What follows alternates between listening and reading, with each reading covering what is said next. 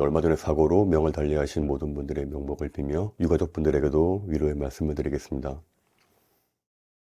사람이 병이 들고 노화가 급속도로 진행되고 젊은 나이인데도 계속 몸이 처지고 의욕이 없고 체력에 빠지는 가장 큰 이유가 뭔지 아시나요? 그건 바로 몸속의 염증입니다. 이 만성 염증은 모든 질병의 원인이에요. 이 염증이야말로 사람을 나이보다 나이 들어 보이게 하고 모든 병의 근본 원인이기 때문에 여러분들께서 내년부터 훨씬 더 건강하게 면역력이 강한 삶을 살고 싶으시다면 몸에 있는 염증을 최대한으로 줄인다는 걸 목표로 삼으시면 되는데요. 저도 이걸 비교적 젊은 나이에 알게 돼서 꾸준하게 실천했고 실제로 큰 효과를 느끼고 있는 그런 방법 10가지를 소개해 드리겠습니다. 이 10가지를 꼭 지키셔서 2025년부터는 몸의 염증을 모두 없애서 우리 감독님들 모두 보다 더 건강한 삶을 사시면 좋겠습니다. 자, 첫 번째, 입으로 호흡하지 마세요. 나이가 거의 환갑인데도 왕성하게 활동하고 있는 남자 성인 배우가 있는데 그 사람의 건강 비결을 묻는 인터뷰의 뜻밖에도 가장 큰 비결은 바로 코로만 숨 쉬는 습관이라고 하는데요. 그게 뭐가 중요한가 싶겠지만 이거 생각보다 건강에 정말 중요한데, 입으로 숨 쉬는 게 왜 나쁘냐면요, 코는 공기를 몸에 흡수할 때 공기청정기 역할을 하고 있는데 근데 입은 먹기 위한 기관이라 코처럼 방어 기능이 없어요. 입으로 호흡을 하면 바이러스와 세균 같은 유해 물질이 몸에 침투해 번식하기 쉬워지고 이 만병의 원인인 몸의 염증을 유발합니다. 그리고 잘 때도 의식적으로 입을 다물고 자야 수면 질도 좋아지기 때문에, 따라서 평상시에 항상 의식적으로 입을 굳게 다무는 습관을 들이시길 바라겠습니다. 자, 두 번째는 제대로 양치할 것. 이 몸 전체에 만성 염증을 일으켜서 다양한 질병의 원인이 되는 가장 큰 이유는 바로 입안에서 시작되는 작은 염증 때문인데요. 이 양치를 제대로 해서 반드시 입안에 있는 플라크를 남기지 않는 게 너무 중요한데, 이 플라크는 치태를 말하는 세균 덩어리인데 이걸 반드시 없애줘야 입안의 염증을 막아주기 때문에 가장 필요한 건 칫솔질을 할 때 빡빡 닦지 마시고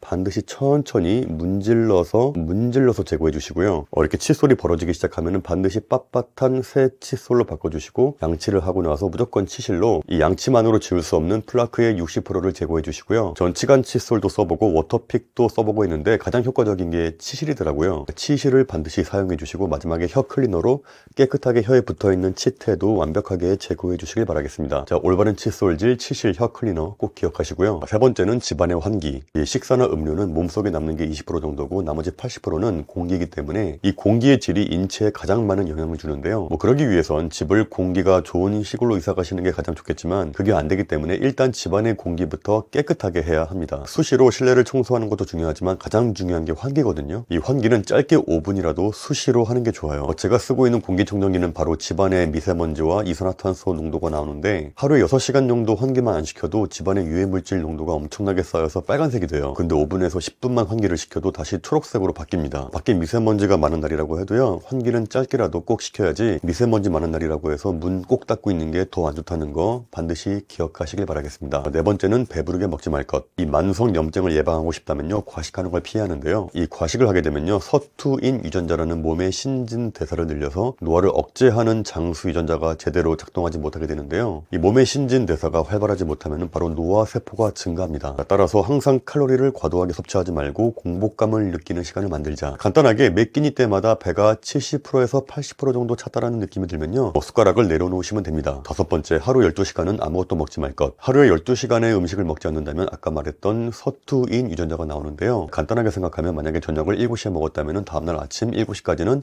아무것도 안 먹으면 되는 거예요. 너무 출출하시면 샐러드나 견과류나 스프 같은 걸로 드시고, 야식은 웬만하면 드시지 마시고요. 물론 너무 이렇게만 살면 힘들기 때문에 제가 말씀드릴 수 있는 건 될 수 있으면 그렇게 하시라는 거지, 너무 극단적으로 엄격하게 해서 스트레스는 받지 마시길 바라겠습니다. 자, 여섯 번째, 밀가루를 최대한 피할 것. 이 몸에 만성 염증을 유발하는 음식들의 공통점은 바로 밀가루가 주 원료라는 건데요. 빵, 우동, 라면, 짜장면, 과자, 칼국수, 떡볶이, 만두, 이런 게 참 맛있는데 아예 안 먹을 순 없잖아요. 따라서 될 수 있으면 일주일에 10번 먹을 거 2~3번으로 줄이시고 최대한 멀리할 것. 일단은 딱 보름만이라도 이런 밀가루 음식들을 한번 끊어보세요. 저 같은 경우는 피부가 정말 좋아지는 걸 느꼈거든요. 여러분들도 일정한 기간을 정해놓고 며칠 동안 끊으면서 몸이 어떻게 변하는지 한번 느껴보시길 바라겠습니다. 자, 7번째, 건강한 음식을 생활할 것. 자, 일단은 먹자마자 단맛이 느껴지는 음식은 최대한 피하셔야 돼요. 이 당질은 그 중에서도 설탕 성분은 몸속에 빠르게 흡수해서 혈당을 엄청 높이기 때문에 만성 염증의 주요 원인인데요. 과일 음료, 탄수화물 음료, 달달한 커피 이런 건 최대한 멀리 하시고, 그리고 과일이 몸에 좋다고 해서 많이 드시는 경우가 많은데 이 과일에도 과당이 많기 때문에 적당히 드시는 게 가장 좋고요. 이 가까이 해야 할 음식은 GI 수치가 낮은 걸 드시면 돼요. 이 GI 지수는 혈당 지수인데 이게 낮을수록 혈당이 올라가기 어려운 식품인데, 이게 낮은 음식은 브로콜리, 양배추, 시금치, 채 체리, 사과, 자두, 키노아, 보리,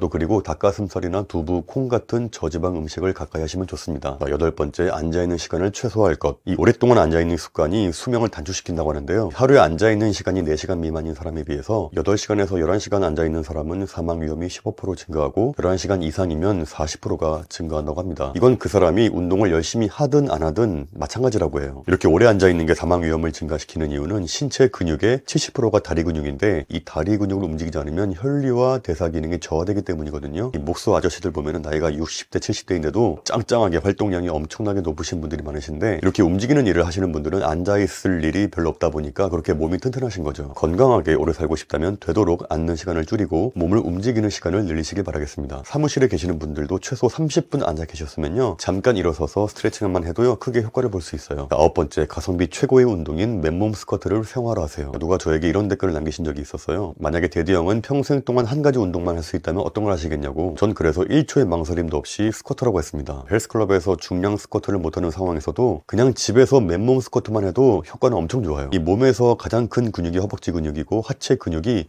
전체 근육의 70%이기 때문에 체중을 잘 받쳐줘서 어디든 무리 없이 이동할 수도 있고, 잘 발달한 허벅지는 그만큼 혈관량이 많을 수밖에 없는데 이 혈액 저장 능력을 높이는 동시에 혈액순환을 원활하게 해주기 때문에 당연히 정력도 좋아질 수밖에 없고 피로회복을 높여주고 만성 질환을 예방할 수 있습니다. 그리고 스쿼트를 천천히 하시면요 근력 운동에 효과가 있고, 이 속도를 빠르게 해서 개수를 높인다면요 유산소 운동도 할 수 있는 효율성 최고의 운동이고요. 허벅지도 탄력이 생기고 엉덩이도 업되기 때문에 옷을 입어도 태가 나고요. 새해부터 하루 최소 맨몸 스쿼트 100개를 생활하신다면 아마 2025년 지나고 2026년쯤 되면 전혀 다른 사람이 될 수 있다는 거 자신있게 말씀드릴 수 있고요. 자, 10번째, 멘탈 관리. 지금까지는 신체에 대한 관리였다면요, 마지막 멘탈 관리는 정신적 스트레스를 관리하는 건데요. 이런 정신적인 스트레스도 만성적인 염증에 엄청나게 관련이 있습니다. 이렇게 스트레스가 많아지면은 자율신경의 균형이 깨지면서 만성 염증을 유발하기 때문에 이런 정신적인 스트레스를 없애는 방법을 소개해 드릴게요. 이 건강에 안 좋다라는 대표적인 거 두 가지가 있죠. 술과 담배. 근데 이 술과 담배보다 훨씬 몸에 해로운 게 뭔지 아시나요? 네, 바로 사회적인 고립이래요. 외로움. 사람과의 교류가 거의 없다면요, 이건 술과 담배보다 훨씬 위험한 거래요. 물론 내향적인 분들은 혼자 계시는 게 편할 수 있거든요. 근데 하지만 그래도 주기적으로는 사람을 만나서 대화하는 시간을 가지는 게 정신건강을 위해서는 너무 중요하기 때문에 친구들을 만나서 대화하든가, 아니면 자원봉사도 괜찮고요. 아니면 취미 동호회에 참여해서 사람들을 주기적으로 만나주는 시간을 가지시길 바라겠습니다. 그게 정말 어렵다 그러면 친구와 전화통화도 괜찮아요. 그리고 너무 중요한 스마트폰을 보는 시간도 줄이시고요. 실제로 스마트폰으로 SNS를 하고 특정 커뮤니티에 시간을 보내는 사람은 이렇게 우울증을 유발하는 물질이 증가한다고 하니까요, 이렇게 조금씩 매일매일 줄여나가는 습관을 들이시면 되는데, 저 같은 경우에는 자기 전에는 스마트폰을 안 본다든가,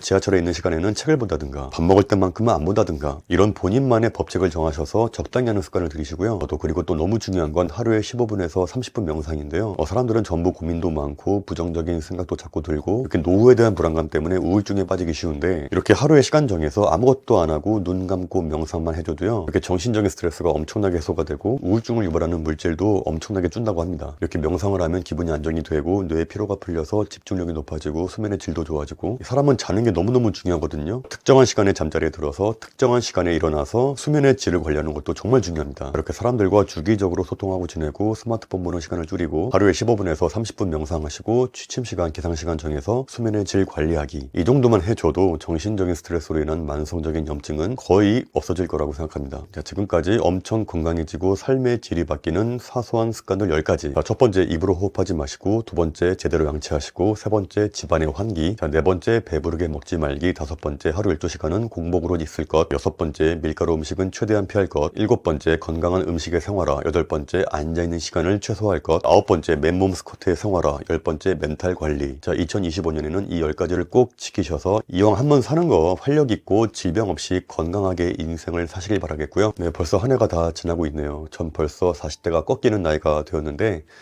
특별히 이런 것도 없는 것 같은 1년이 지나버려서 조금 초조한 마음도 드는데요. 근데 저는 이게 가장 중요한 것 같아요. 어제보다는 조금 더 나은 오늘을 사는 거.